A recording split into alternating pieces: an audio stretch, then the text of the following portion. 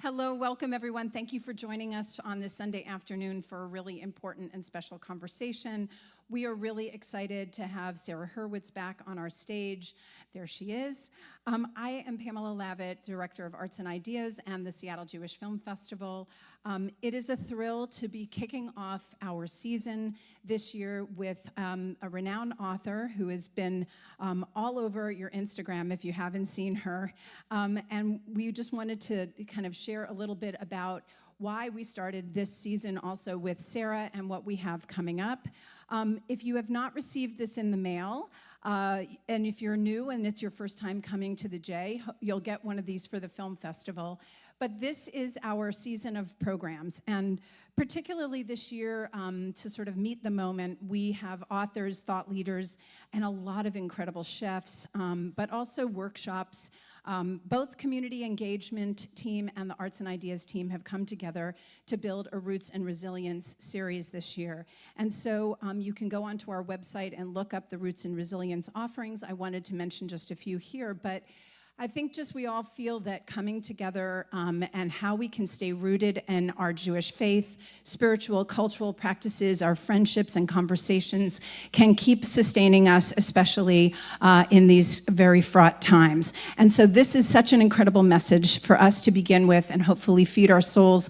Obviously, we're right in between Rosh Hashanah and Yom Kippur when we're often reflecting on the year ahead and the year behind. So hopefully this will fill your spiritual and cultural soul a little bit, and the book is incredible, and I think you're in for an incredible conversation.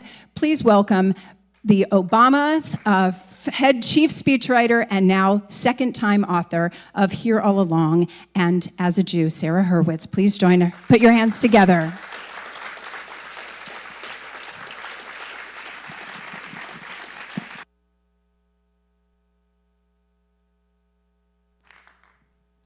Good morning, good afternoon, I should say. It's now after 1.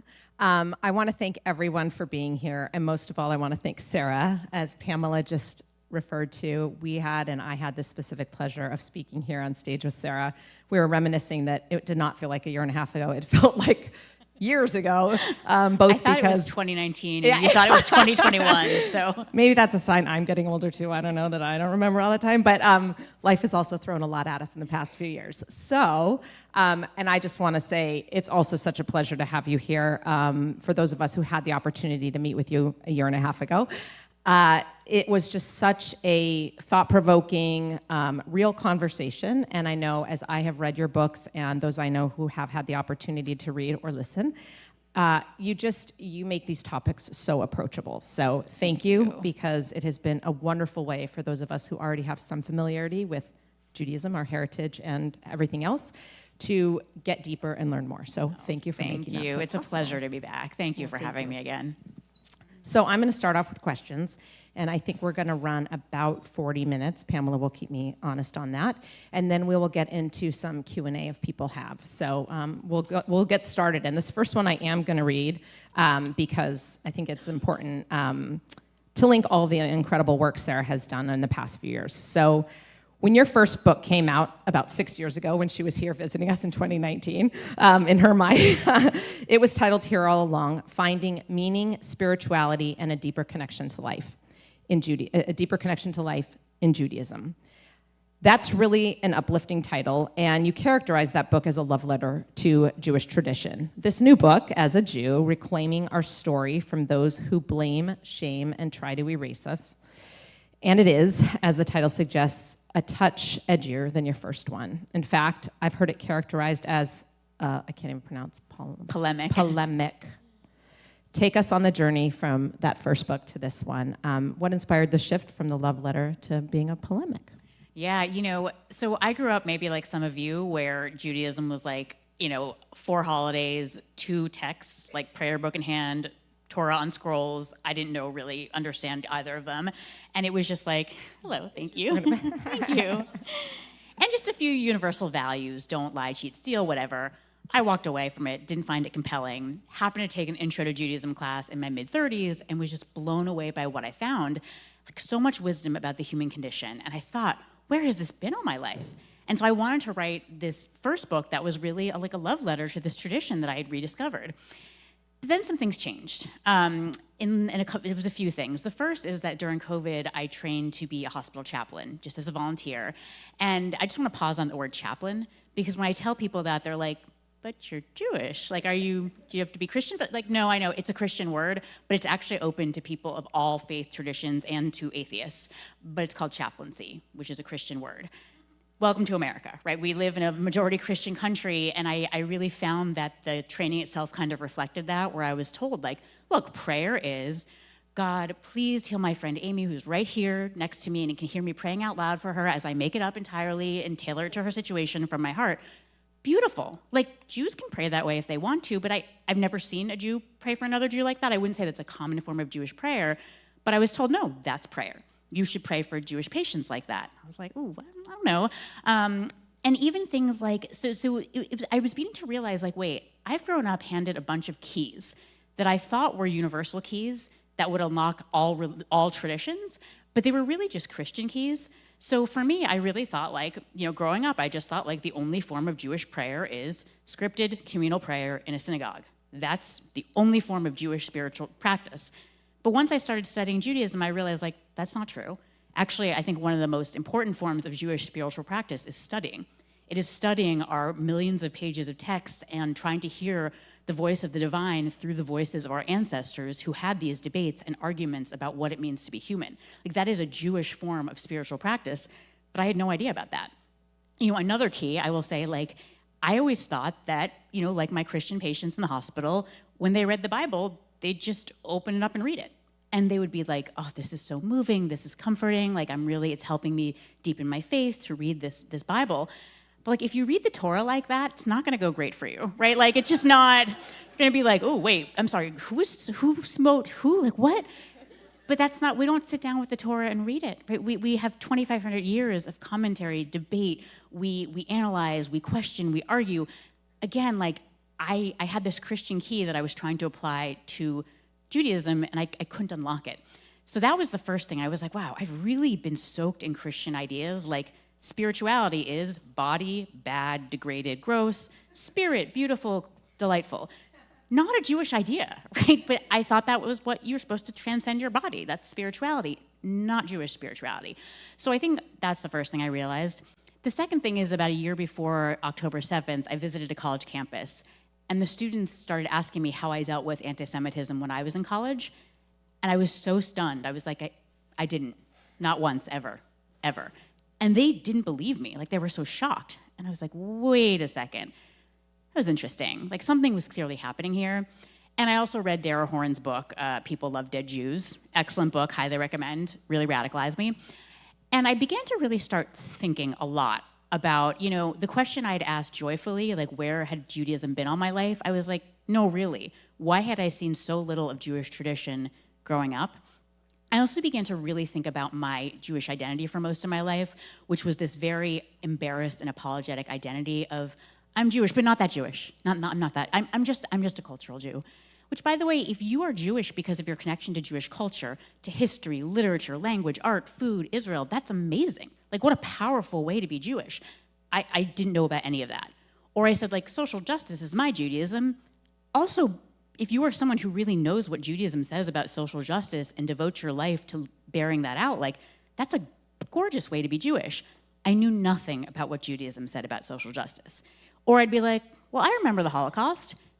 What a stupid Jewish identity, remembering that people have killed us. Like, that was my identity. I'm like, why was that? So this book was really my effort to try to answer those questions. Like, where had the Judaism been all my life? And why did I have this pathetic, humiliating Jewish identity for so long? So having had the opportunity to read and speaking with you earlier today and knowing how thoughtful you are, where did you get all this information? How did you dig? What resources did you explore, and how did you learn more? So, I really took a deep dive into history, and what I found, I'll just give this in a nutshell and we'll go a little bit deeper, but what I found is that I realized that my Jewish identity had very much been infiltrated and warped. I'd even say colonized, although that's, whoo, now I'm gonna get canceled. Had really been very much shaped by 2,000 years of anti-Judaism and anti-Semitism, and by 200 years of Jews in an effort to escape this persecution, erasing themselves, trying to fit in, leaving behind parts of their tradition that the people around them didn't like. And I begin to realize, like, wow, my identity has been so, I have all these layers of shame, self-hatred, internalized anti-Semitism, and I began to locate those layers in history and to really try to consciously strip them away so that I could turn to Jewish tradition through a Jewish lens, through a lens that wasn't infected by all of this hatred. So you talk about kind of having a sense of that anti-Semitism, but when you studied the history of it, how did that all get, I guess, contextualized, if you will, so that you better could describe it? Yeah, you know, I think my anti-Semitism education growing up was Holocaust education, and it went like this. The Germans lost World War I, they blamed the Jews. The Depression happened, they blamed the Jews, and then they killed them. And you're like, okay. And as a kid, you're like, oh, okay. And it's like, if you ask why, they're like, because of prejudice and scapegoating. And you're like, okay, yeah, that makes sense. But if you were to ask why the Jews, though, why the Jews, the answer would still be because of prejudice and scapegoating, which is actually not an answer, right? That's not an answer to why the Jews specifically. Unfortunately, the answer is because of 2,000 years of Christian anti-Judaism, which paved the neural grooves in our mind that led to the Holocaust. And that is not my idea. That is the work of many distinguished Christian scholars whose work I relied on very heavily for this book. But the problem is, like, because no public school in America can actually teach that, like, good luck, you kind of walk away from your Holocaust education thinking, like, anti-Semitism is kind of a mystery. It's just, like, mysterious. It's just like it's always there. I guess people just always need another, huh? Or you think, like, actually, maybe we did something to deserve this? I mean, all these people hated us, right? Maybe it was us. But it's not a mystery. Right? I can literally take you through the texts that wore this neural groove into the Western world's mind. And the very specific neural groove that was worn was a groove that says that Jews are diabolically powerful. They are so powerful, they can kill God. They can kill Jesus. That is how powerful they are. They are depraved. They are so depraved that, again, they would kill God. They would drink the blood of Christian babies. I mean, they are perverse, evil, devilish, carnal, the worst. And they're in a conspiracy. So there aren't that many of them, but because they work together, that's how they're so powerful. So power, depravity, conspiracy. You see that neural groove working its way from, 2,000 years ago to the Holocaust.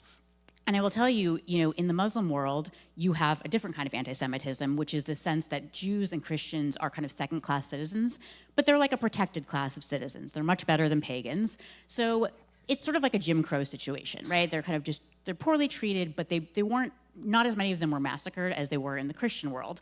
But in recent centuries, as Christians were sort of colonizing the Muslim world, these old Christian ideas about Jewish power, depravity, and conspiracy made their way into the Muslim world and across the globe. You then see the Soviets getting in on the action, and they decide that, no, we don't hate Jews. The Nazis hated Jews, and the Nazis are our enemies. We don't hate Jews, we hate Zionists. The Zionists are the problem, which might sound familiar to you today. So, the bottom line is none of this is a mystery. You can trace this throughout history. It is not mystical or eternal. It comes from different systems of thought that have sort of a very clear idea of what Jews are and our role in the world, and it's often not been positive for Jews. So tying that a little bit to how Jews have been categorized as a religious people. And you talk in the book, and I've had some exposure to this and other learning in this role. The Christian, the other religious religious entities that you just described have a description for what religion is versus what we believe Jewish peoplehood might be. And I think it's important. This sort of gets to how Jews responded to this anti-Semitism. And obviously, Jews, we have roots all over the world, right? In Europe, in Africa, in Asia, we're a very diverse population. I will say that the vast majority of American Jews have their roots in Europe, which is why I kind of focused a little bit on that part of the world just to understand the anti-Semitism we're seeing today. And I really focused a lot on Western Europe in the 1800s. Because what happened there is in the 1800s in Western Europe, people started to be granted the rights of citizenship in modern countries, including Jews. But there was a problem. Before the modern times, Jews in Europe had lived in these very insular Jewish communities. You were not like a French person of the Jewish faith. You were just a Jew. That was your 24/7 identity. You lived by Jewish law in your little community, you ate Jewish food, spoke Jewish language, got a Jewish education. But once Jews could become citizens, they wanted to take advantage of professional opportunities. They wanted to go to universities. They wanted to experience arts and cultures. So they needed a kind of Jewishness that wasn't this 24/7, almost like national or tribal identity, because they wanted to be a German of the Jewish persuasion. And so what a bunch of reformers did in the early 1800s is they came up with a new kind of Judaism that said that actually Jews aren't a people, they're a religion, just like Christianity. Like you guys have a church, we have a Jew church. We call it a synagogue. You know, you worship your God in your church, we worship God in ours. You pray in yours, we pray in ours. You have holidays, we have holidays. You have the Old Testament, so do we. In fact, we invented it. But like the problem was like we also have 2,500 years of texts after the Old Testament, after the Torah, interpreting it, that actually lay out the basis for Jewish law and many of our customs. You know, Shiva, where we sit and we mourn together, that's not in the Torah, you'll notice. That's one of many, many aspects of Jewish life that were determined in these later texts, but Christians didn't have a parallel and actually quite looked down on these later texts, and so we diminished them. We were like, no, those silly texts, forget about those. We love the prophets. We are a people of prophetic morality. And, you know, we made a terrible category error, I think, where we said, no, Judaism, it's just a religion. But that's incorrect, right? Like, any of you in this room who are Jewish, you could decide tomorrow morning, I reject every single aspect of Judaism. I think it's all a lie, I'm an atheist. You're still a Jew. Interesting, right? It's not just a religion. There are plenty of Jews who have nothing to do with Jewish religion. Nor are we an ethnicity. There are Jews of many, many ethnicities. Nor are we a race. There are Jews of many races. Those three categories are modern categories which we use to categorize people, none of which fits Jews. We are something that predates those categories. You can call us a tribe, a nation, a peoplehood, a family, a civilization, but I think that category error has kind of come back to haunt us in some ways today. Thank you. Now we're going to dive into anti-Semitism and what we're seeing globally, domestically across this country, and sadly in our own neighborhoods sometimes. I'm going to ask a big question here. What is your take on anti-Semitism in America today? It is a big question. I love it. You know, I hear a lot of times people really working hard to try to convince me that the problem is those people on the other side. They're really the ones causing the problem. And my side of the political spectrum, it's bad, but it's those other people. That is wrong. Anti-Semitism is really a problem across the political spectrum. And I think, as my friend Dara Horn has said, the author of People Love Dead Jews, if you think there are sides when it comes to anti-Semitism, you really don't get what's happening. You know, I think on the left, having visited 27 college campuses, I saw a kind of ideological extremism that put Israel in the same bucket as the KKK and the Nazi Party. So if I said, listen, Amy, I mean, I'm a Nazi, but I'm a liberal Nazi. Or like, look, I'm in the KKK, but I'm not racist. Come on, right? That's obscene. These are disgusting entities that we can have no contact with. Once you put Israel in that bucket, there's no normal conversation you can have about it, right? Like we can't sit down and have a conversation about a country. It's now sort of become an idea, a symbol. And so I could see why a lot of Jewish students were being ostracized on campus, and they were often very confused by this. And I would say, they would say, well, it's not really anti-Semitism. I was like, okay, if a black student wore a Black Lives Matter t-shirt and everyone ostracized and harassed them, would you call that what? They're like, well, that would be kind of racist. I'm like, so when you wear your Israel t-shirt and they ostracize you, and they're like, no, it's not Israel. It's just the problem isn't Judaism, it's Israel. I'm like, if your Chinese American classmate wore a t-shirt that said China, and your classmates harassed and ostracized her because of what the Chinese government is doing to Muslim Uyghurs, interning them in camps, what would you say?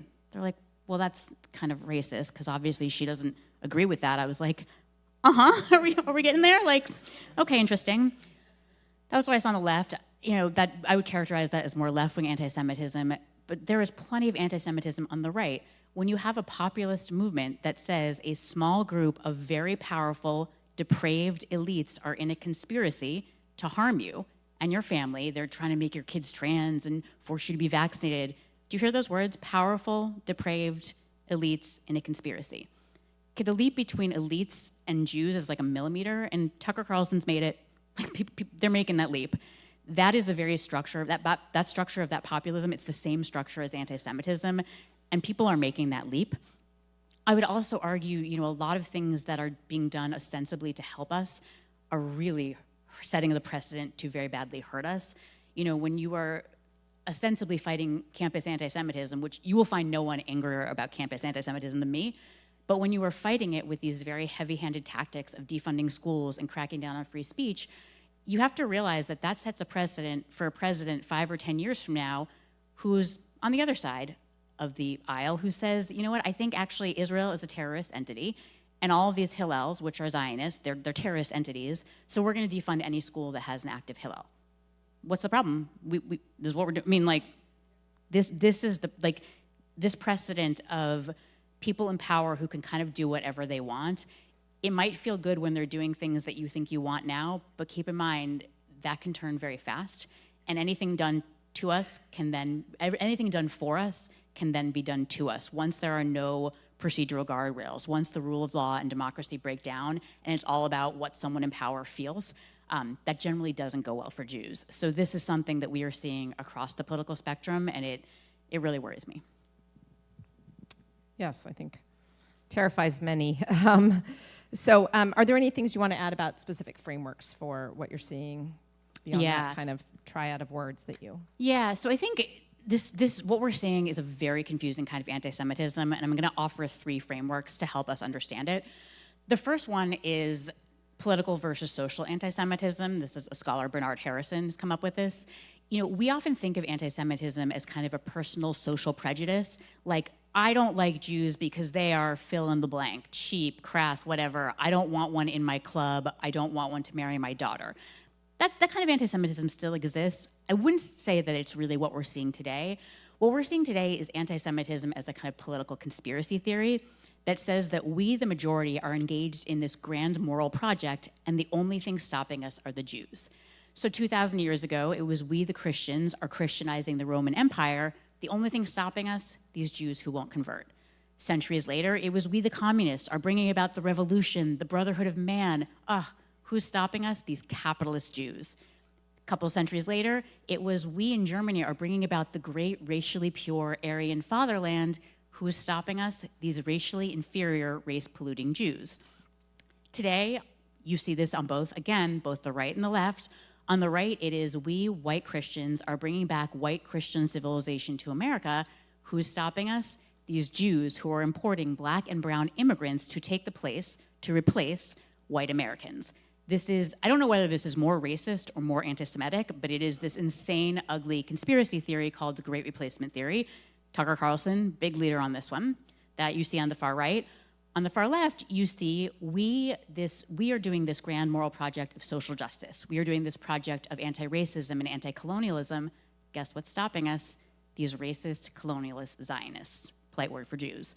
So that's the kind of anti-Semitism we're seeing, and it's very confusing because oftentimes people who are saying these things, they have Jewish friends. Some of them are Jews themselves, and so it's just so baffling, and so I can understand why a lot of people are confused. The second framework I'll give you is one that Dara Horn talks about in People Love Dead Jews, which is there is a kind of anti-Semitism that is eliminationist in character, which is the Jews are bad, there is nothing they can do to be acceptable, we will kill them. That is the Holocaust and pogroms. That's the anti-Semitism we know about and have learned about. But there's actually another kind that is conversionist that says the Jews are indeed very bad, but there is something they can do to save themselves from being killed. And that something is that they can reject whatever aspect of Jewish civilization that we, the majority, find disgusting. So centuries ago, it was reject your Judaism, your Jewish religion, convert to Christianity, and then you'll be saved. Maybe. Wasn't the sturdiest boat that they gave us. A few centuries later, in modern Europe, no modern European gentleman is going to say that. In modern Europe, it was like, your race. Well, actually, I'm sorry. No, I'm getting confused. Sorry. So convert to Christianity. Then centuries later, in my parents' and your grandparents' generation, it was, okay, the problem, it's not so much your religion, it's really like your Jewiness. So just like change your name, get a nose job, stop being so, quote, Jewy, whatever that means, be more waspy, be more civilized, be less loud, be quieter. Like that was, you sort of converted to waspiness and then you were acceptable. And today the conversion demand really is reject your ancestral homeland, right? Convert to anti-Zionism, and then you will be an acceptable and saved Jew. I actually saw this with some students on campus where they had almost like this kind of Christian like conversion narrative, which was like, growing up, my parents and my rabbi told me Israel is awesome, but then I got to campus and I realized it was a racist, colonialist endeavor, and so I had an epiphany. I saw the light, and I took anti-racism and anti-colonialism into my heart, and I became an anti-Zionist, and now I'm saved. And their classmates are like, yes, now you're saved. So that's the second framework. The third, I will say, is that anti-Semitism today is so confusing because anti-Semitism gets upgrades, and when you are in an upgrade, you can't really see clearly what is happening. So, centuries ago, the medieval Christian clergyman, he didn't think of himself as a bigot, right? He had centuries worth of very sophisticated theology that told him that Jews killed Christ, are devilish, carnal, depraved. Like, that was what the elite thinking class thought back then. So that wasn't bigotry, that was just truth. A few centuries later, the modern, 19th century European gentleman, he would never say Jews killed Jesus, right? That was medieval superstitious nonsense. No. He had science. He had science, in quotes, that said that Jews were racially inferior. So this is what the elite thinking university educated class thought. That wasn't bigotry. That was science, guys. Today, fast forward, 100 years, 200 years later, no elite is going to say that Jews killed Jesus or that Jews are racially inferior. That's disgusting, please. That's nonsense. But here the problem is it's the Zionists, right? It's not the Jews' religion is not the problem. Their race, in quotes, is not the problem. The problem is their nation.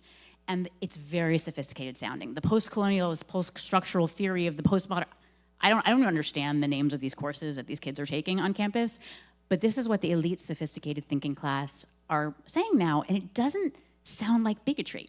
It sounds really smart. And this is the upgrade that we're in today, and it's hard to see it clearly. Like, it's hard to see that it rests on a lot of the old tropes and themes and ideas, and so I think I understand why a lot of people today are confused. We'll get back to the complexity around anti-Semitism and some tools maybe that we can all use to fight it. But now we're going to get into the very light question of your thoughts on Israel today and what's happening in Israel. Light little topic, sure. Yeah. Go for it. Yeah. I mean, and I'm glad you asked, because I do think a lot of the anti-Semitism we're seeing in some parts of the political spectrum do have to do with Israel. And I think, what I want to be very clear about is I think there's some real confusion between Zionism and support of the Israeli government. I am a Zionist, and by that I mean that I believe that Jews have a right to safety and security in a country in their ancestral homeland. They have a right to national independence and self-determination the way that Latvians have in Latvia, that Japanese people have in Japan, and that I very much hope Palestinians will one day have in Palestine. And the reason that I believe this is because I know history, and I know that we ran that experiment of Jewish statelessness for 2,000 years, and many beautiful things came of it, and many unbearable and unacceptable things came of it. And I'm talking, of course, about the Holocaust, in which 2/3 of European Jews were murdered. It was 1/3 of Jews on the planet. I'm also talking about how there used to be about 1 million Jews living in the Arab world, and now there are almost none. And that is because in the mid-20th century, 850,000 Jews had to flee persecution in Arab lands. They had to flee. They could no longer live there. 650,000 of them went to Israel. I'm talking about the 2 million Jews who lived in Russia and had to flee persecution there, 1 million to Israel. I'm talking about the nearly 100,000 Ethiopian Jews who had to flee persecution in Ethiopia, all of them to Israel. I can keep going on with this list of countries if you guys have a few days, but so the idea that we are going to go back to not having a Jewish state is unacceptable to me. At the same time, I find the current Israeli prime minister and his coalition abhorrent and deplorable. I find their ideology abhorrent and deplorable. I find the continuation of the war in Gaza at this point, a war which I think Israel had every right to respond militarily, as any country would have. At this point, I agree with the majority of Israelis and with basically the entire military and security apparatus in Israel that this is a bad idea to continue. I'm very much against it. This isn't hard for me to hold these two things because I'm also an American who loves this country. I'm very patriotic, and I deplore the current president and the ideology of his party. It's not hard, right? I can hold both of those things. And I have to say a few things about how I'm seeing Israel being talked about. People often kind of gaslight me and they're like, oh, so you're saying no one can criticize Israel. Is that what you're saying? I criticize Israel all day long, as do Israelis. It's like the national pastime of Israel is self-criticism. But I gotta tell you, if I ever heard a Jewish student on a campus say, from water to water, Israel shall be Jewish, or Palestinians are terrorists, I would be sickened, because that is racism and eliminationism, and it's disgusting, and I never want to hear that from any Jew. So I don't really see when other students are saying from water to water, Palestine shall be Arab, or Israelis are Nazis. I don't see that as criticism. I see it as the same kind of anti-Semitism and eliminationism as on the other side. If you want to criticize, please do, but slurs, vile anti-Semitic tropes and memes and accusations, that's not criticism. No one's making an argument here. I also would just point out that, again, going back to the example I offered before, if a bunch of white students on a college campus were harassing black students who were holding a Black Lives Matter vigil or protest, would we really sit around being like, well, okay, is that anti-black racism, or is it really they don't hate black people, they just don't like BLM? Are you kidding me? Like, when the majority feels entitled to harass a minority for how that minority wants to express and embody its identity, it's not hard. Right? I think all of us would be like, seems racist to me. So why on earth are we having this absurd debate? Is it anti-Semitism? Is it anti-Semitism? At this point, I don't care what you call it. It's wrong and disgusting. I also would just point out, I also get this kind of gaslighting of like, well, Israel's causing this anti-Semitism. It's what Israel's doing. I'm like, yeah, man, China totally caused all that anti-Asian racism back during COVID. I'm sorry. Russia, when Russian Americans were being assaulted, well, I'm sorry, Russia just caused it. Are you kidding? I would never say, none of us would ever say that. That's obscene. That's disgusting. I don't care what a foreign country is doing. It doesn't justify the mistreatment of people here, none of whom support what the country is doing. That should be pretty clear to us. I think also, another thing I'll say is I'm seeing in some kind of elite academic circles this real romanticization of Jewish statelessness, this sort of like idealization of exile. It was so beautiful, our exile. We built these beautiful communities and had these beautiful cultures, and we did. They're right. We had these thriving, amazing communities, and we produced literature and arts and thinking, and there was so much beauty, and they slaughtered us by the millions.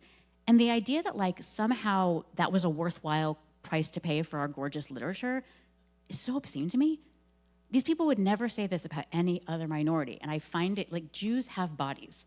Okay, we have bodies. Those bodies are important. Jewish tradition values our lives and our bodies, and to diminish that, to have this ideology of exile being beautiful, I find so abhorrent and offensive. And the last thing I'll say is that I think we've kind of set our kids up for failure in our Israel education when we have taught them that Israel is the magical utopia of moonbeams and rainbows. Look, do I think Israel is a miracle? I do. Do I think it's exceptional? I absolutely do, and I'm not going to apologize for that. I also think it's a country. I think like every country, it was founded and maintained in violence. Countries have the ugliest, most sickening, violent founding stories, and Israel is no exception. It was founded like many other countries in the mid-20th century, and it's not good. I'm not proud of that, but Israel is a country, and I'd like us to start educating our children and treating it as a country. I think that will help them when they get to campus realize like, oh yes, everything you're saying about Israel, I know. And guess what? Same with all these other countries. We're not exceptional in that way. So a little bit to carry that forward, that level of fluency, if you will, and being able to talk soundly about Israel, Judaism, et cetera. What are some of the ways that we can take that to help fight anti-Semitism? Yeah, and I'm so glad you asked the question that way, because often people are like, all right, how do we fight anti-Semitism? And it's like, they're like, what? We're just failing on the PR. If we had like the right PR campaign or like the right tweet, then we'd do it. It's our fault. And I find the ambition there adorable. Like there are 16 million of us. That's with an M. That is the population of a city in China. Like we're a Chinese city compared to 8 billion people in the world. The idea that we are going to be able to shape the thinking of 8 billion people, half of whom subscribe to traditions that have anti-Judaism kind of baked into their DNA, like this is wild. It's like, guys, wow, the delusions here are really a little bit out of hand. I think, I think lots of people are doing great work to educate, to fight anti-Semitism, and I so appreciate that. And I would just like gently recommend that instead of spending all our time trying to like bail out a tsunami with buckets, we also focus on building an ark. And I think that like what my solution to my way of fighting anti-Semitism is to be proudly, passionately, learnedly Jewish. Like, I think we very much have to know who we are if we're gonna ever fight anti-Semitism. We have to know what we are fighting for in order to fight against the hatred of it. You know, if you know nothing about Jewish tradition and someone tells you, you know, the Torah is violent and vengeful and the Jewish God is angry, what are you gonna say to them? Like, I love Seinfeld? Right? That like, I'm just a cultural Jew. Or if someone tells you Israel is a colonialist, racist state and you don't know any Jewish history, what are you gonna tell them? Like, haha, I'm anxious and funny? Like this contentless Jewish identity leaves you utterly useless in fighting anti-Semitism. So I think order number one is for us to become adult Jews. We have to grow up. And when I say we, I mean me. 10 years ago, I did not know what the Torah was. Thing on the scrolls in Hebrew old. That was my knowledge, okay? Where did the Jews come from? Where is the Judaism? Is it in some book? I don't know.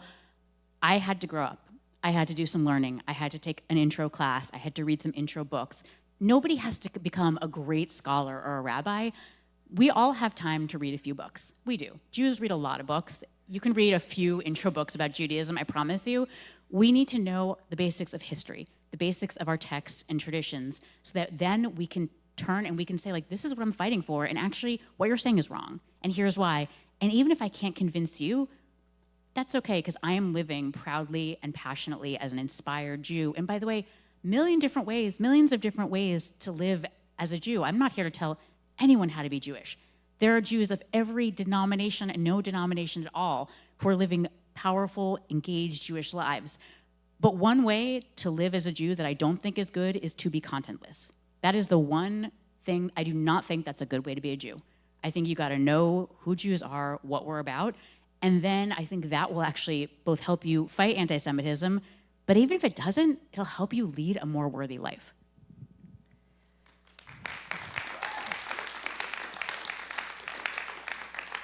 And I would say that I know your books are not set out necessarily to be teachings of, deep teachings of Judaism as a tool for many of us who are continuing to grow up.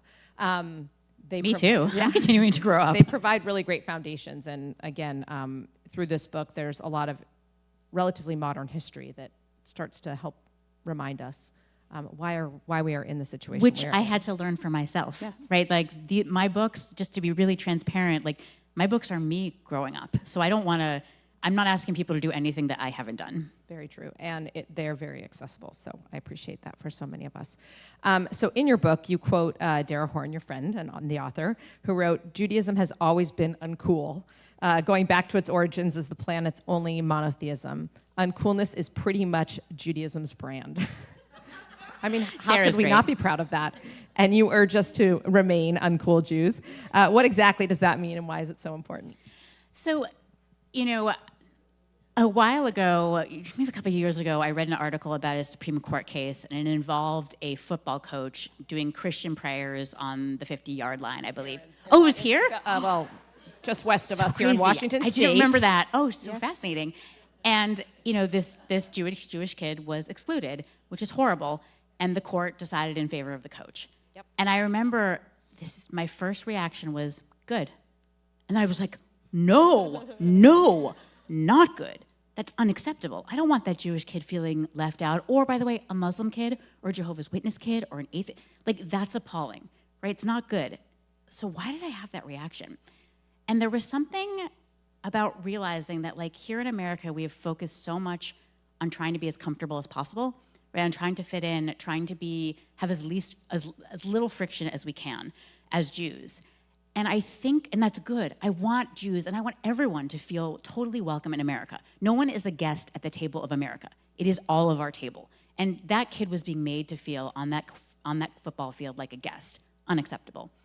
And to be a Jew is to be different, and to be different is uncomfortable. And I think we've sort of lost sight of that.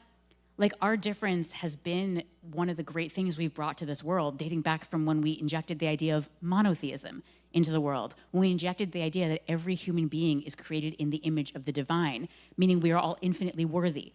we are all equal, we are all totally unique. Like, these are really important ideas, and they're different.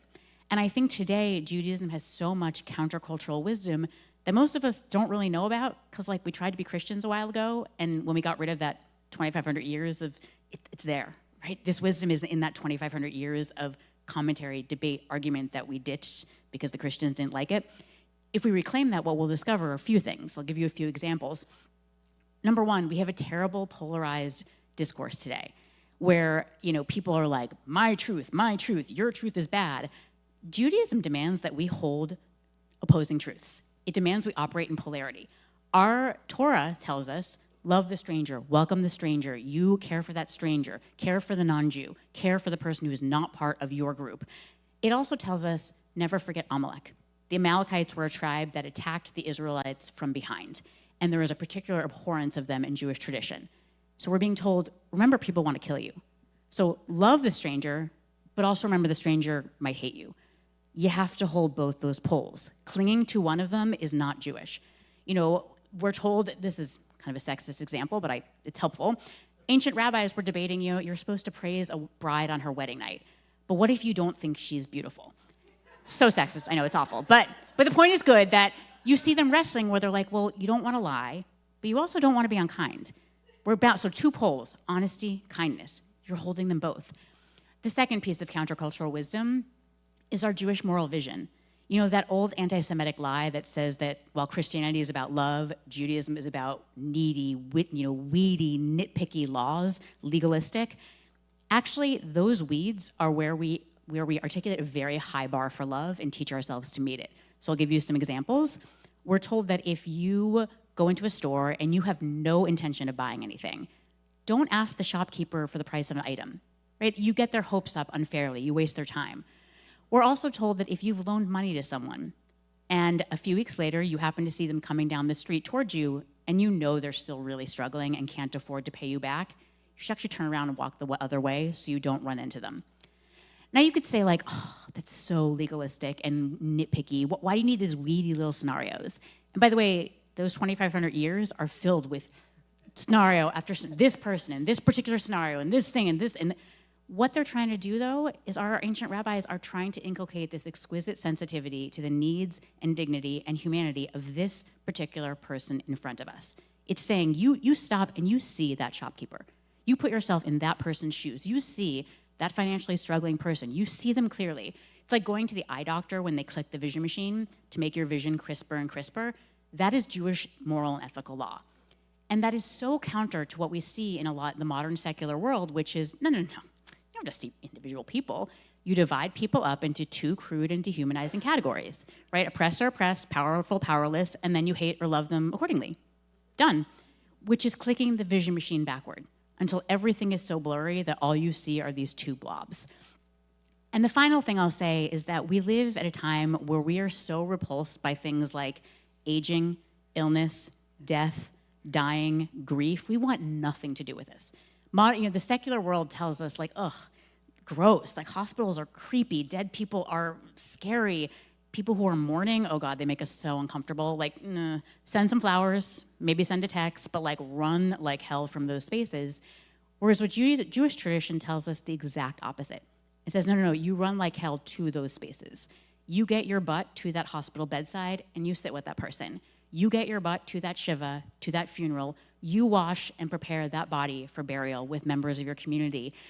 In these sort of thin spaces where the boundaries between life and death and heaven and earth thin out, and people are feeling so disoriented and alone and afraid, Jewish tradition says it is your job to accompany them. They need to be held and loved by a community. I mean, talk about countercultural, right? I can cite you hundreds and hundreds of pieces of this wisdom that Judaism has for us, but we need to know it. We need to reclaim it. We need to go back to 1800 and strip away all that hatred of us and all that disgust at us and our texts and our traditions. Just get it out of our minds and turn to these traditions and mine them for the wisdom that they have. Thank you. Yes. And I'm forever in awe of her depth of knowledge of all this. She can just share it so freely with all of us. It's amazing. The one thing, if we don't mind finishing off with one comment that earlier we were talking about anti-Semitism, particularly with young people, those of us who may have children, who are, particularly subjected to a lot of social media, although we all are now at all ages.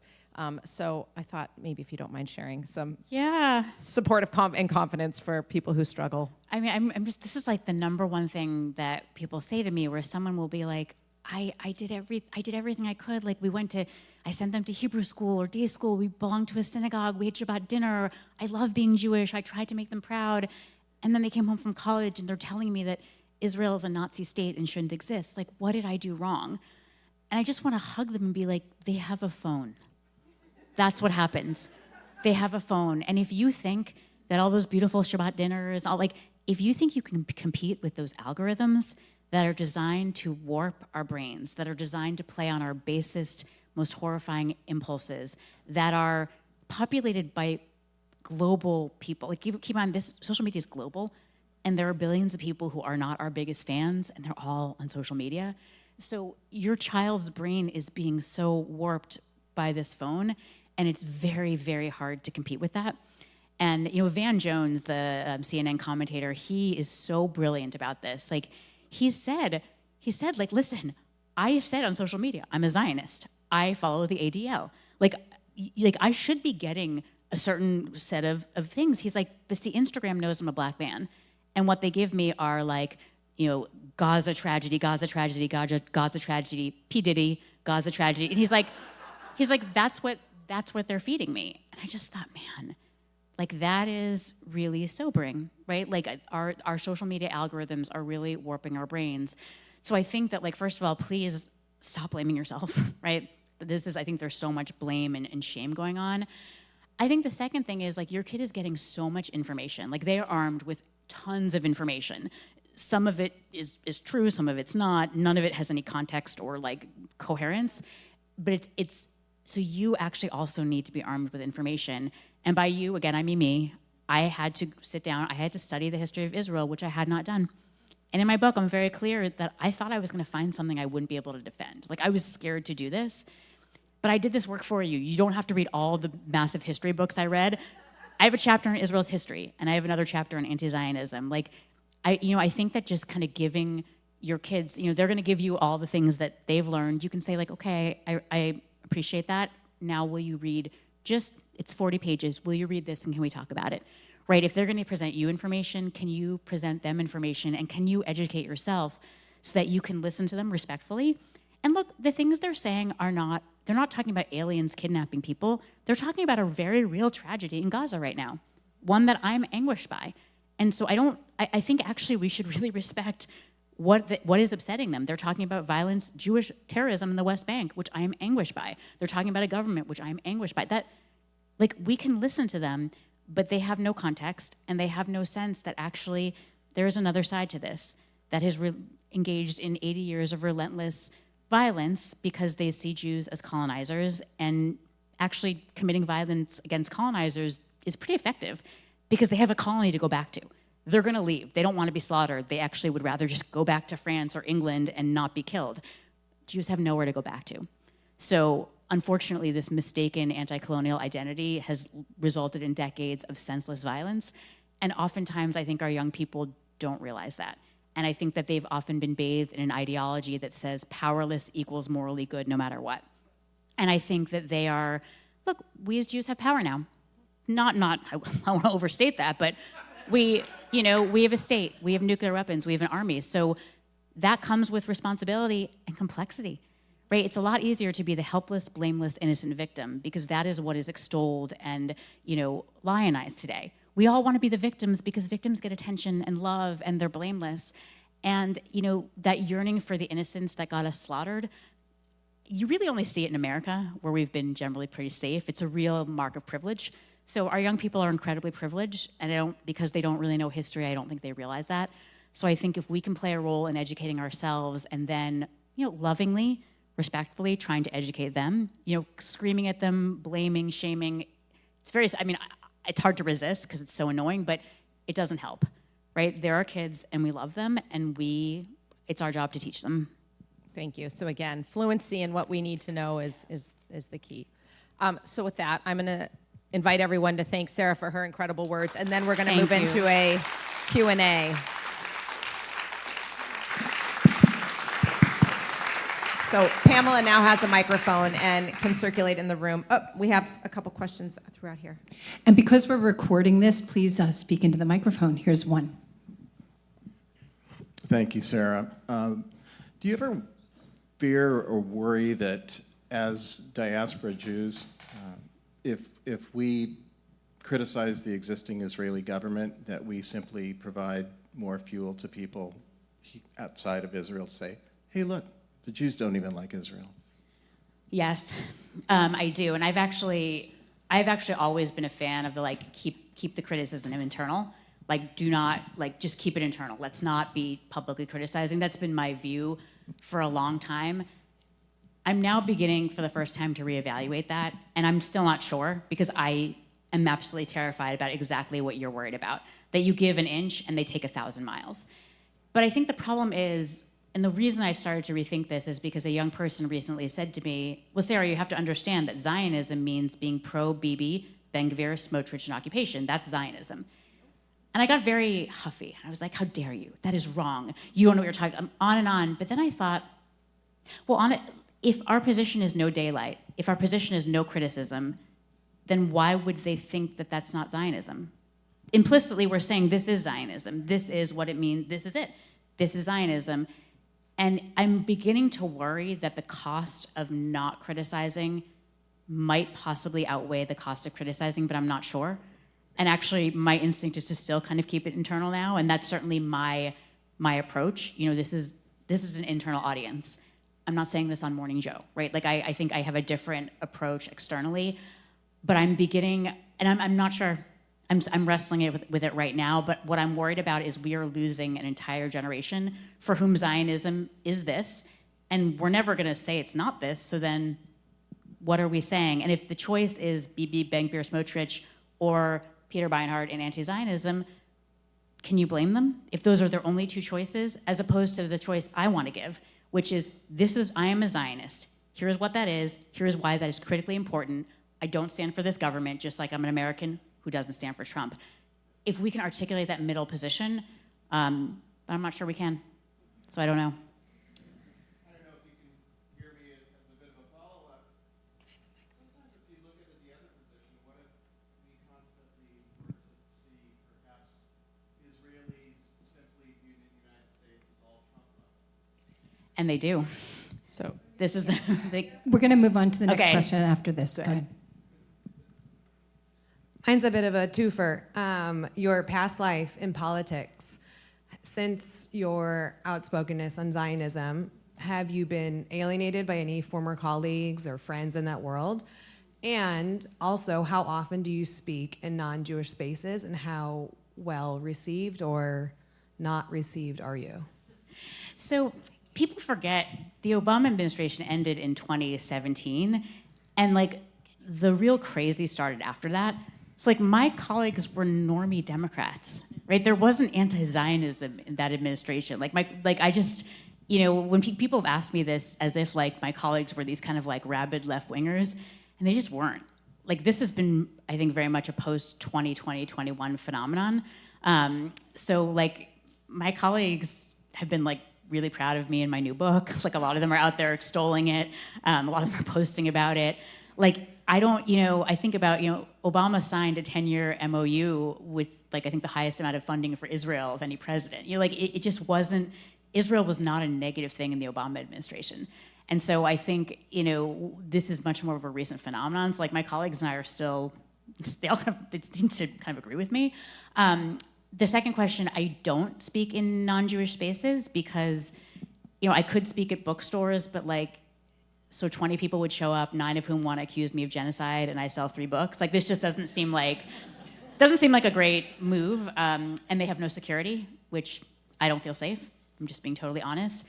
I am speaking at one Christian university that has a really great history of inviting prominent Jews to speak and has a lot of security, so that I'm fine with. But and there's not much of an appetite for people in non-Jewish physical events. But I am trying very hard to do a lot of mainstream media, which is not easy to do. You have to get yourself in there, but I have some stuff upcoming, if it doesn't get canceled, that I'm really trying, because frankly, I do want to reach non-Jews. I think this message is very important to them. I'm doing some Christian podcasts because I think I'd like to share my message with them as well. So I'm trying very hard, but that's harder to reach than the Jewish world. One of the biggest challenges many of us have faced, I think, since 10/7 has been the silence or the lack of empathy, lack of support by our non-Jewish friends and neighbors. I'm wondering if you have any tips, strategies, resources that can help. Yeah, well, first of all, I mean, it's incredibly painful, right? Like, I'm not gonna try to sugarcoat this. I'm not gonna say, oh, it's not that bad. It is that bad. It's awful. You know, I think a lot of us have been pretty stunned about, I don't know, I think, I'll just speak for myself. Like, I thought that like 80-year vacation from history was permanent. You know, the last 80 years were not the norm. You know, like, we had a very lovely vacation from history. Not entirely. There's plenty of anti-Semitism, but overall, I think growing up for me in the 80s and 90s and 2000s, like, it was this magical utopia, and I just kind of thought, oh, this is over now. We're good. My bubby, oh, she's just crazy. All of her warnings, like, wish she were alive now so I could consult her. So I just want to name that this is real and it's really painful. And I think that, like, look, we can do our best to try to educate. We can do our best to do that. I think sometimes that doesn't work. Like, I think many of us have had the experience of trying and realizing, oh, we're coming up against something very old and very immovable, and that's really discouraging. So I don't want to sell you some false, like, oh, just reach out and everything will be okay. Worth trying, but it might not be okay. And here's what I say to students on campus.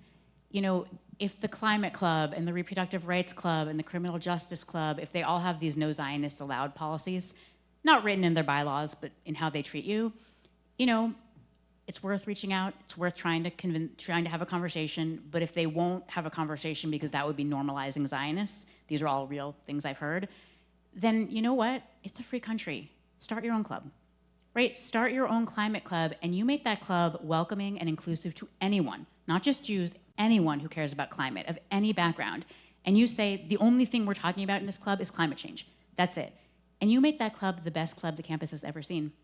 You make it so outstanding and effective that actually the other club will just seem embarrassing by comparison, and people will want to join your club. And this is not a new idea. This is what Jews have done in this country for decades, right? They didn't want us in our law firms, their hospitals, their universities. We founded our own, and they were excellent. And we, by the way, we welcomed in anyone who would deign to work with us, who was excellent, who shared our commitment to excellence. And we built excellent institutions that now everyone wants to be part of. We can do that again. And I kind of think, given the mediocrity and rot at the heart of a lot of these institutions, I'm kind of excited for a disruption. I actually think it would be pretty exciting for us to do this. So, but like, I don't want to be flip about this or glib, because there's a real cost here, right? This is not funny and it's not okay, and I'm very nervous about it. And I think many of us, well, again, I'll speak as someone on the left, I had always thought this was a problem of those other guys. So again, I was talking about myself there, and I think it's been very painful to see it on my own side, and I felt a little bit like a sucker, you know? I think there's a little bit of that feeling had, and I don't love it. So I have a lot of empathy for what you're raising. So a question here, and then the young man after you. I'm about halfway through the book, and I'm right here. Oh, great, thank you. And I was struck by a line from the book where you talk about the original manuscript of Elie Wiesel's book and how it went unpublished, where he refers to the German murderers. And that reminded me of a thought that I've had before about if you could sum up the reaction to the Israeli-Palestinian conflict, it's basically always just give them another chance. Everything is give them another chance in every war that Israel has ever fought. Is that anti-Semitism? I want to know if you could comment on that. So, I mean, you know, I always struggle with these questions of like, is X anti-Semitism, especially when it comes to Israel? I mean, not necessarily, right? I think sometimes people have a different understanding than I have of history. I think sometimes people are maybe what I consider to be a little bit naive. So I don't necessarily know if they're being shaped by these tropes of Jewish power, depravity, and conspiracy. So I think sometimes it's not necessarily anti-Semitism. But I think that when I see people kind of arguing from a place where they believe that Israel is just overwhelmingly, diabolically powerful and evil, like more powerful and evil than any other nation on earth, then I begin to think like, okay, that's actually not just objectively untrue. Like that actually does feel to me a little bit like anti-Semitism. Like I don't know if anyone's noticed, but like Russia is just going around like strafing NATO allies. Like no one seems to care. Like maybe they'll start World War III, meh. But we're so obsessed with Israel. And this is the problem, right? When you think the Jews are ruining the economy, you can't solve your actual economic problems. When you think the Jews are causing the plague, you're never going to figure out that actually it's the rats and the fleas on them, right? You're going to be like, and I worry, I think that it shades into anti-Semitism when it's very clear that they're buying into these old tropes about power and depravity and conspiracy. So I think that would be my answer. That's not a super satisfying answer, but I think it's really going to depend contextually on what the person is thinking. Question over here. As an American Jew, how do you think we should deal with the problem of both the US and the Israeli government currently only representing a small minority of the populations of their respective countries? It's a fair question. I mean, I think, I hate to say it, but our current government was elected by a majority of voters who voted. And you're right that like there are definitely things that they're doing that only a minority of voters support. I think in Israel as well, only a minority of people actually support the continuation of this war and other policies. But in some ways, majorities do support Bibi. So this is really tough right now. I think that one of my big concerns is that social media is the problem. Like if I were going to point you to somewhere to start with, you have a social media that is polarizing and radicalizing people, that's making them more and more extreme in their thoughts. And there are no elite filters anymore. There is no fact checking anymore. There were plenty of problems with media back in the 80s and 90s. I don't want to idealize that, but there was at least some standard of what got published and aired. And so I think that, the kind of fear and hysteria and anxiety and fear of the other that's being whipped up by social media, I think is actually pushing people to extremes and kind of pushing governments to extremes. And I mean, if it were up to me, no child would get a phone until they're 18 years old, would get a smartphone. That would be if I ruled the world. And I feel so sorry for parents because it's really, how do you not give your child a phone when they're the only one, right? I think that's an impossible situation parents are in. And I really wish that school principals would take it upon themselves to like outlaw phones. So I think that's where I would start to look. Way up here. Oh, thank you. That's right. Wow, that's very loud. I guess what I'm having one of the biggest difficulties with is the overuse of the word genocide.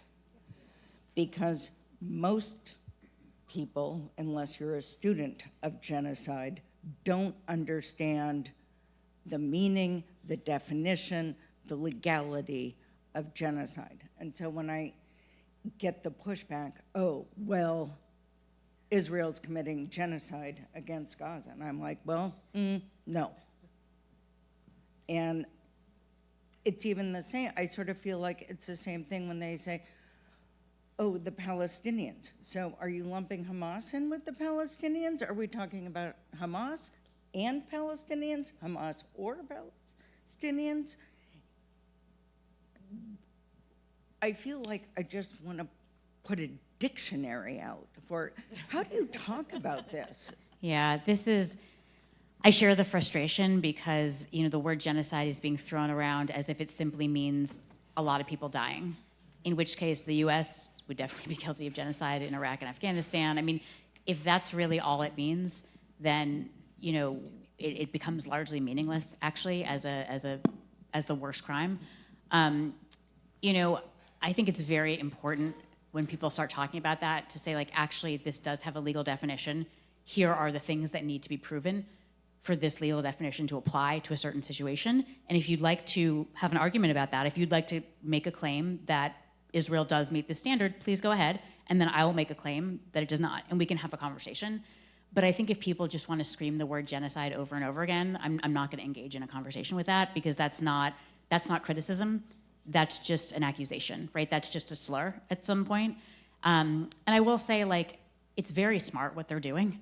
I actually really admire how effective the other side is, because, you know, if Israel exists because Jews are always being slaughtered, if Jews are the ones doing the slaughtering, that kind of negates our role as being victims of genocide. Like, this is a way, it's called Holocaust inversion. It's a way of changing us from the genocide victims to the genocide perpetrators, in which case the need for a state becomes non-existent. Because if you're just gonna use your state to commit genocide, then why do you have a state, right? Like, you see what they're doing is actually, I think, very smart, and I kind of admire it, even though it's evil. Admire is the wrong word. I'm impressed by it because it's very effective. But I do think we have to keep explaining to people, here's the definition. In fact, even if you just like have the UN convention, you know, the convention up on your phone, you can be like, this is what it is, let's talk about it. Like, we'll talk about it right now. I think that can bring conversation down to light, but I'm not sure if that's really what they want, right? I think they might be doing something a little bit different. So we're going to take 3 more, and I think Sarah's got a microphone right here. Go ahead. Hi. 1, 2. Hi, I'm also a Sarah. Oh, hi. So I'm not sure exactly how to frame this, but I worry about the Jewish community, and I'll just speak for United States. I won't even talk about the rest of the diaspora, but I feel like we're so not united. And it worries me that, I know for me, like, I feel very lost in trying to find a congregation where I feel like I even belong. I feel like a lot of rabbis and congregations are trying to appease both sides and to, you know, not have this unity of, you know, A, the hostages are the most important thing, B, protect our IDF soldiers, and also just, you know, stand with Israel. Like you said, not standing necessarily with the government. But I feel like there's this lack of unity within the Jewish community, and that if we're getting divided within our own community, how are we supposed to survive as a people? And I just wanted to hear your thoughts on that. I mean, I really share this fear. I think it's just the way you've stated it is right on. And I think that actually this is the reckoning that we have to do with what happened 200 years ago, where we really did jam a Protestant cookie cutter into Judaism and get rid of everything that didn't fit. And we really said, like, we are a religion of prophetic morality, and like, we're gonna bring light to the nations and this and that. And here's the problem: if that's true, if we're really just a religion of social justice and tikkun olam, then I can look at people in Israel and say, well, wait a second, those people don't seem to be practicing my religion of social justice, so forget them, right? I'm sorry, you're saying a Christian has to care about Christians somewhere, that a mainline Protestant has to care about an evangelical? Like, that doesn't make sense, right? If they're just my co-religionists, then who cares? But that's a category error. They're not my co-religionists, they're my mom, right? Like, we're getting very confused about that. We're in the category of ideology, about like, well, we disagree about this and that, so we don't have anything to do with each other, but that's the wrong category for Jews. The category is family. And like, Uncle Bernie might be a jerk and a racist, he still comes to Seder, right? Like, and look, there are obviously lines, right? Like, if Uncle Bernie is harmful, right? We're not gonna have Uncle Bernie the pedophile. Like, there are definitely like, there are limits, but I think we need to get ourselves back into the category of family. And I think that is very hard, especially when it feels like some family members are kind of trashing the family publicly, right? It's very, very difficult. So like, I don't know. And by the way, it's not just Jews in one part of the spectrum who are doing this. There are Jews who are very traditionally observant who say, well, Sarah, you're not even a Jew. It's like, wait a second. Like any Jew who's saying another Jew is not a Jew is the problem. Like, we're a family, you know? Right, like we're a family where we have this heritage, and whether you are, and by the way, if you are a Jew by choice, you are also part of the family. When you convert, you join the family, not the religion, the family. And so I think we just need to keep re-educating ourselves about what we are. We're a peoplehood, we're a family, we're a tribe. We are not a religion. And is that gonna help? I don't know, probably not, but it's something. So you're sort of leaning in the direction of answering what I was going to ask. Not everything can be reduced to a soundbite, but we're talking to people who were not taught to, we're taught to be thoughtful and to question and to probe, and we're talking to people who aren't taught that. So earlier on, you were trying to say, well, a Jew is not this, a Jew is not that. So is there a soundbite that can help explain to someone unfamiliar? Yeah, I think actually, you know, I think it's helpful to relate Jews to a category that people already know.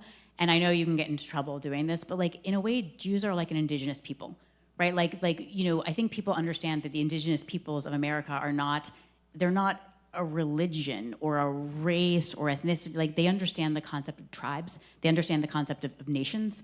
Like that kind of makes more sense. And so I think almost like we are an indigenous people. We have a land that is sacred to us, that, you know, you see it throughout our traditions. We have, you know, a civilization. We are, I mean, nation is actually a pretty good word for us. But this is sort of the problem that I think you've put your finger on. This is why I hate social media, because like Judaism cannot be explained on a bumper sticker. It can't be. I'm really sorry. I'd love to try, but it can't be. It's not something where like you take something into your heart and are say it's just not a one-line thing. Like this is a very complex tradition. Israel can't be explained in a bumper sticker. So like, you know, in a way you're asking the right question for the modern era. And the problem that I think you've put your finger on is like Judaism does not comport well with the modern era. It doesn't comport well with the way that we talk today. So like I try to kind of simplify it. I try to say we're a nation. You know, like I try to, but it's like, what does that even mean, right? It's like you need more than that sentence. And I think that is the problem. Back to being uncool. Yeah. I think it's why we're struggling. I think you've put your finger on like a really key problem that we have. We have one last question, but before we do, I just wanted to say that Sarah will be flooded with all of you that didn't get the microphone. So I know that you want to ask your questions. She will be outside signing books. Hopefully you'll have a moment. We have a reception outside. You'll have a chance to ask your questions. So I apologize to those of you that I didn't get to. And we have one final question, and then we will escort her away to signing books. How do you, based on a recent conversation I had that was very uncomfortable, how do you handle conversations with the sort of, as a Jew, cultural Jews, where you come in thinking like, okay, we're both Jewish, there's something here, but they don't know what they don't know. They don't know a lot about Judaism, they don't know a lot about Israel, they have not read either of your books, but they have opinions about the war, and they want to tell you what their opinions are, and they want their opinions to be equal to yours because they too are Jews. What do you do? Oh, girl, I just like, I so feel you, first of all. It's just like, it's so frustrating because it's like, you know, it's like the as a Jew thing is real, right? Like you can just like wield that as a weapon and you kind of, everyone's like, oh, okay, sure, whatever you think. And it's sort of like we're all equal when actually like, some of us know a lot and some of us don't know anything. And like, we're not actually all equal in terms of knowledge. We are all Jews. I will never say otherwise. You know, I think that you can actually say like, oh, that's so interesting. What are you basing that on? Can you tell me more about that? So is it like, I've sometimes said, I've been like, oh, okay, is that sort of like 67 or like 73? I'm like, you know, tell me about, how does that relate to what happened? And they're like, wait, what? Like, I think you can just like probe, right? Start to probe and be like, oh, okay, that's interesting. You make this point, but what do you say about X, Y, and Z? Just very nicely, very gently. And I think they might begin to realize like, oh, wait, I'm a little, yeah, exactly. Like Amy just said, I'm a little in over my head, right? And I think like shaming, humiliating, not cool. Doesn't work, and it's again, like it isn't, we have an entire body of law against shaming people, so like not helpful. But there is a Jewish practice of tochacha, which is rebuke, which is like if you see your brother sinning, your sibling, your sister sinning, you are supposed to privately and kindly and respectfully kind of gently explain to them like, hey, I think this isn't quite right. Like you're going a little wrong here, can I tell you why? And I think you can do some of that tochacha, right? Some of that very loving and gentle, like you are my family, and I just want to explain this to you and like tell me, but I want to hear like, where'd you get that from? Tell me more about that. And maybe try to recognize the very good impulse there. It's like, oh, I hear that you really are concerned about civilian deaths in Gaza, like me too. You know, I hear that you are horrified by this ideology, me too. Right, you do have some common ground, and then you can educate them about where they're just like totally wrong. But I'll tell you, it's really hard. And I get very triggered and frustrated and like I don't have a lot of patience. And that's totally understandable. And I will never shame someone who feels that way. And I also recognize that I'm just not effective in that space. And so it's like we have to have this maturity and self-discipline, which I often don't have, but strive to have to try to kind of help bring our siblings back. So I feel you, I really do. So a final thank you from the stage here Thank you for so much. enlightening all of us. Thank you. I have to say, those were like the best questions I've ever gotten. So thank you. Good like, job, really, Jay. Good job. Oh my God. So really, really good questions. Thank you. Well, thank you. As Pamela mentioned, please join us outside for a book signing, and thank you for, again, being such a great friend in the way you introduce and share this information and educating all of us. Thank you. Thank you all for coming.